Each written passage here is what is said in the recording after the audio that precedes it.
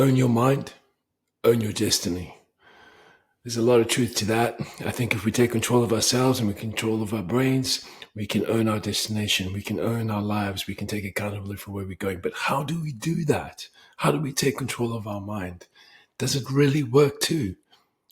Welcome to another episode of the I Alpha Project. I'm Pedro Robles, your host of these episodes. I have a background in remedial therapies, functional training, psychology, as well as an abundance of life experiences from surviving with my brain tumor, feeding through a peg tube, and dealing with a variety of people from different demographics. I've spent my life looking for solutions to make my life a lot more bearable, more enjoyable, and in the pursuit of happiness. And I've actually come to find that happiness comes in the pursuit of happiness. So in these episodes, we're always striving to find a better connection to ourselves, a connection to our higher self to progress forward. Also, in that interim, we want to progress forward and chase our goals and stay focused in that determination. But are we really chasing our goals or somebody else's? How do we find the discipline and motivation to get where we want? And the simplest thing to do that is to connect to ourselves. And we're going to go right to the basic levels. And one of the best ways to do that is with mind control. I came across José Silva's book, The Mind Control Systems, and I was kind of put off by the title at first, Mind Control, thinking that we were actually going to take control of someone's mind. It seemed manipulative to me.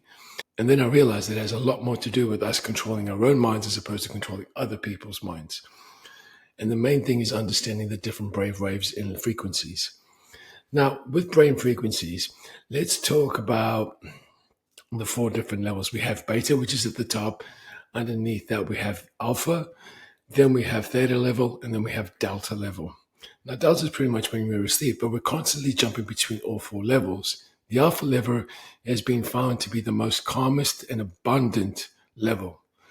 Through years of research, José Silva has actually found ways that we can bring our minds to the alpha level, stay at that level to get the results and connections we need.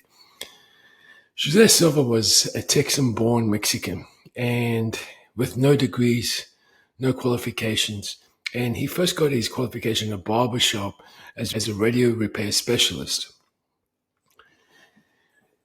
He did this course, used the barber's name for the document or paper, did the exams, and then started his own business. And at a very young age, he became the primary breadwinner for his family, looking after his mother. And he then understood about frequencies the more he started to understand about brain waves. And he spent a lot of time in research, and predominantly with his children, in developing their abilities to bring their minds back to alpha level. And what they did find was that they were getting better results at school. And he started to push this a lot forward, doing more research. And I actually dived headfirst into this and realized the strength and the more I looked into this and the more I practiced it, the more I realized its validity. So what it is pretty much understanding that if we're in beta level, that's where we're wide awake and we function. There's a lot of energy and frequency going around. So just like any current, for example, the higher the resistance, the harder it is for the current to flow. The lower the resistance, the easier it flows. The same thing is with our brains. The more active we are mentally, the harder it is to reach solutions, think clearly. And getting to alpha level has three main factors. They use the three level countdown. So pretty much level 3 is physical relaxation. That's when you're meditating and you're actually going through steps of your body and different areas of your body and trying to consciously relax it. Level 2 is mental relaxation. That's pretty much where we go to somewhere that we find it peaceful and calming, and we project ourselves into an environment. Level 1 is pretty much where you've reached your alpha level. Now, there are little tricks to this, like simply closing your eyes and looking slightly up. That will automatically bring your brain down to a calmer level. Even just thinking about relaxing your eyelids relaxes the brain waves. So what we found was that the more we practiced this, the easier it was getting to alpha level. Once we were at alpha level, we're able to create better solutions to our projects. And I use the word projects just to stay, instead of calling things problems, we'll call them a project. If you say, I have a problem at work, your attitude to it is very different if you say, I have this project at work. So using positive speech again, and or rather reducing negative speech, also helps in these situations to keep the mind calm. Now, the interesting thing about alpha level, it's a place where you can argue that we can manifest things, but the reality is you can't actually go in there and create negativity. You can't be at alpha level and wish bad on somebody else. Most of the time, it's about finding solutions to your present situation, but it's trusting your higher self to get to that point, to get to that solution. And the interesting thing about alpha level, it actually works at a very low layman terms. I'm going to give you an example with my partner.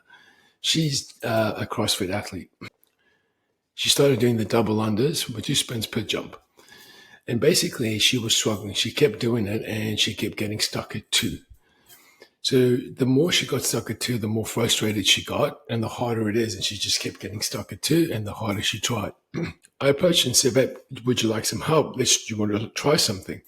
And she handed me the ropes. Yeah, sure. Thinking that I was going to show her a different technique, a different function, something that can help her increase the rep ranges of her skips. And I said, no, we'll try use our mind. And she's like, oh, okay, we'll give it a go. And then I started using all these difficult words as well as in the meditation process. And it's interesting to note that it's dynamic meditation, meaning we are relaxing our brain, but we're constantly aware of what's going on. Just imagine yourself doing exactly what you're doing now. Like as much detail as you possibly can. Try not to imagine any color with that image, but feel the frustration, feel your shoulders tense up, feel the rigidity in your arms, feel the mistiming of the rope. Like just repeat what you've just experienced mentally. Now, try and grab that image and just swap it to the right, because in mind control, pretty much the right is the past, the future is to your left. So swap that to the right and now bring into from the left an image of you doing exactly what you'd like to do, exactly what you'd be doing, but bring in as much detail as possible. The rhythm of your hands meeting the rhythm of your feet, the sound of the skipping rope on the ground, the hair bouncing on your back, the breathing in your lungs and your chest jumping up and down and the vibration of that. Bring as much detail as it. Bring in the calmness of how easy it is to maintain that rhythm. And just imagine yourself doing that and how that feels. And she did that. And straight away, I gave her the rope. She jumped back in and she went from doing 2 reps straight to 8 reps in one go without any practice. She was blown away and she got so excited. And she started to then try and chase the number 8 to get over the 8. And guess what? She kept getting stuck at 8. So I said, no, it's related. Basically, what's happening is it's the same thing. You've now gone back to beta. So whether you're angry and frustrated or overexcited, your brain will jump back up to beta. And there goes more resistance because you're excited. You're not able to think clearly. You're not as calm. So I said, let's do that again. But this time I'm going to do it with you. I will imagine it with you. So she said, well, how's that going to work? I said, well, we're not going to lose anything. It's just trying. It's just thinking. So let's try that. And we closed our eyes and we meditated and we did the same thing. This time I was imagining myself watching her skip, how easy she was doing it, bring as much detail into my image as I possibly could, even though I wasn't the one skipping. She was doing the same thing, imagining herself skipping, and gave her the rope back. She calmed herself and wouldn't you know it, from 8 reps straight to 18 reps. So she's gone from 2, meditated, did 8, meditated again, and did 18 reps in one go.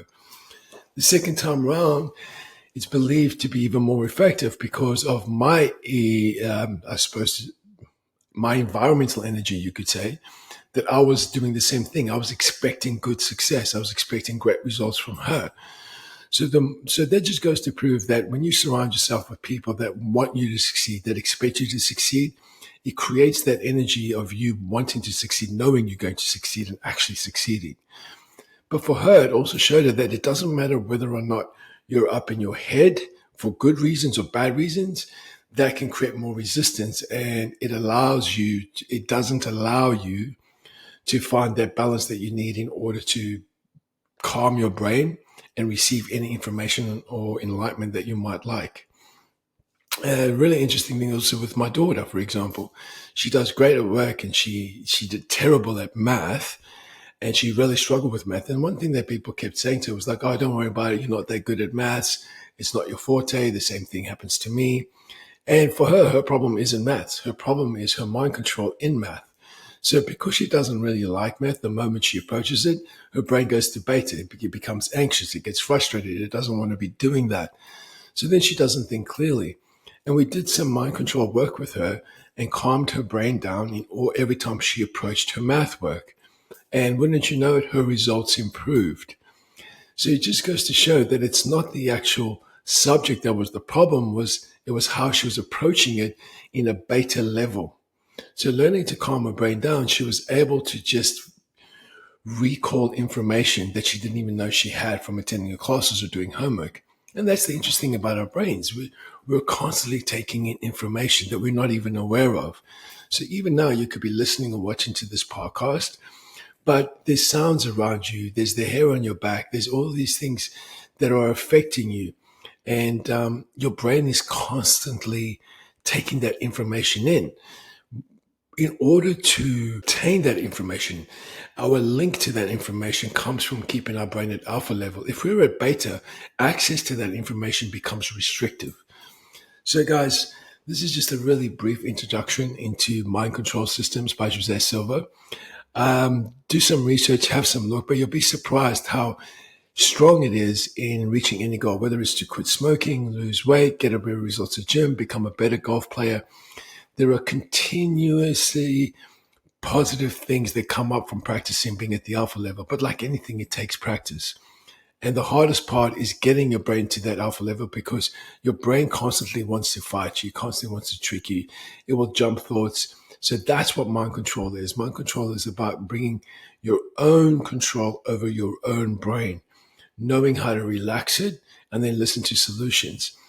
I have an example for you from one of my friends that he during the pandemic he was stuck, and what happened was a family man and needed some help and some financial aid, and he offered to help, but he himself was struggling and he didn't know how to come up with a solution.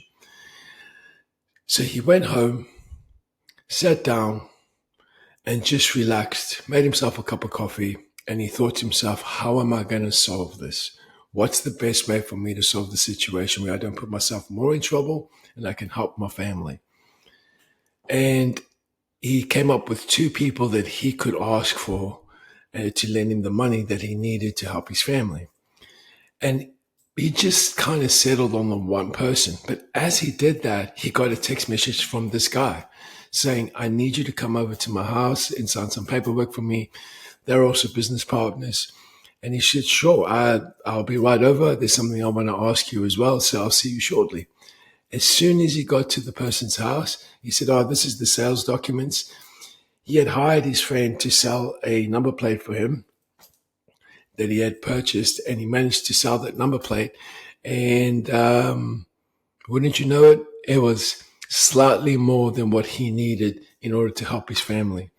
So without even realizing, when he went home and brought his brain to alpha level, he connected to what is the frequency of the universe, you might say. And then the solution presented itself to him.